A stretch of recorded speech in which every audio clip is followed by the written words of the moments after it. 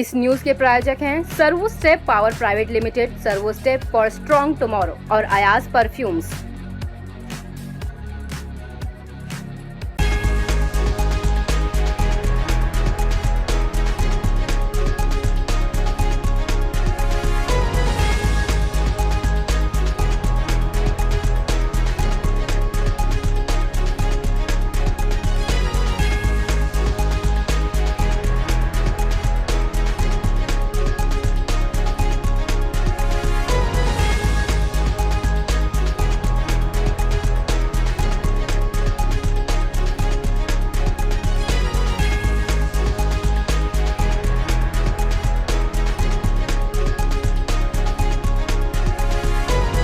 I would like to start by complimenting the Director General of Hydrocarbons and the Director General for convening this meeting, this gathering for interaction between the DGH and the other stakeholders. I have been associated with the Ministry of Petroleum and Natural Gas almost 3 years to the day. Before this 3-year association, I have spent several years with other ministries of the Modi team, and before that, a long 39-year career in the Foreign Service and 6 years in different forms are thereafter in the international think tanking business. So I think and I hope that this first edition of the Urja Varta, which literally translated means energy dialogue, will provide all of you a forum for thoughtful discussions that further the discourse on India's energy sector.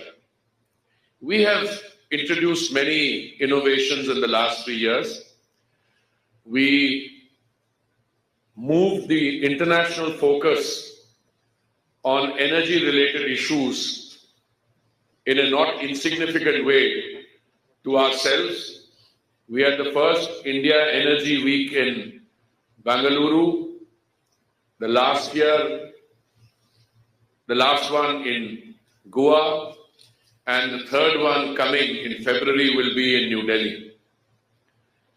And thereafter, it will become a permanent feature in Goa, where we have, thanks to the ONGC, we're producing, or rather developing a 240-acre site, which apart from hosting the India Energy Week, will also provide state-of-the-art, world-class conference facilities. Let me come back to the E&P sector.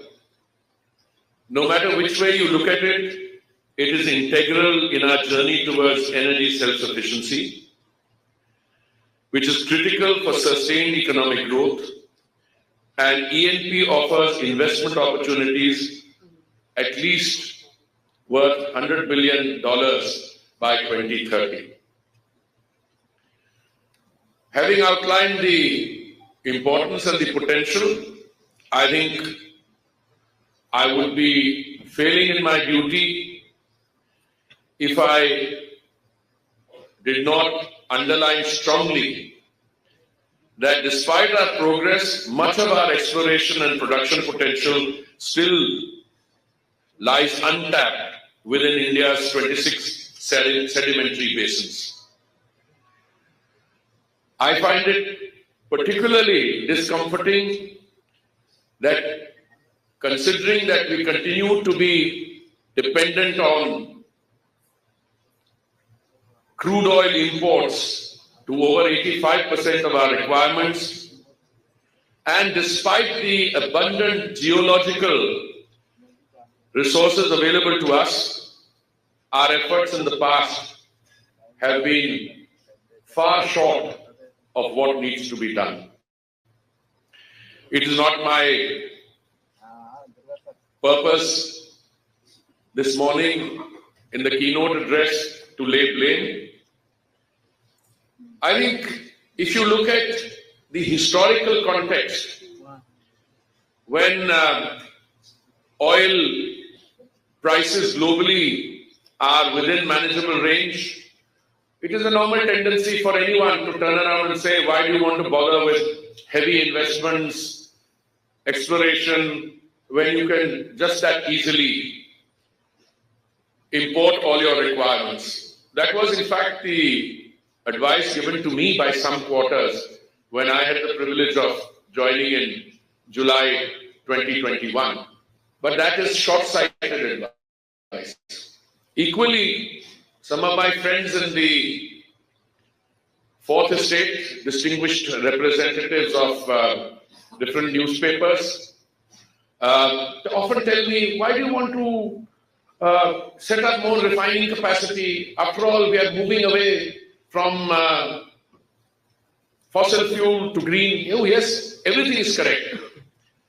But you know, I've been a great admirer of the Fourth Estate because I used to write columns also in the intervening periods. And that's a very comfortable thing to do. You pick up one piece of news here and then you write a column on it. Not knowing that for every piece of news you write a column on, 10 other things opposite are equally true. Yes, I see some of my friends, no, you must allow somebody who's been around for a long time to have a little bit of fun, because otherwise we're at the receiving end. As I said, I'm a great admirer of the Fourth Estate. But then they say, oh, the market is deregulated. Why are you trying to control? Whom is my commitment to? Is my commitment to ensuring availability and affordability to my consumer? Or is it to some doctrine which was produced in some part of the world, and in following that doctrine, I then land up with chaos here?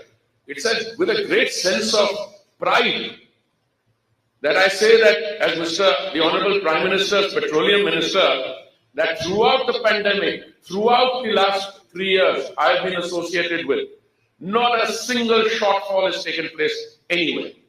That is what you mean by availability. Contrast that with what is happening around the country. Contrast that with what is happening around the world, and you see the stark difference. This is the only country in the world where prices have come down after a reference period.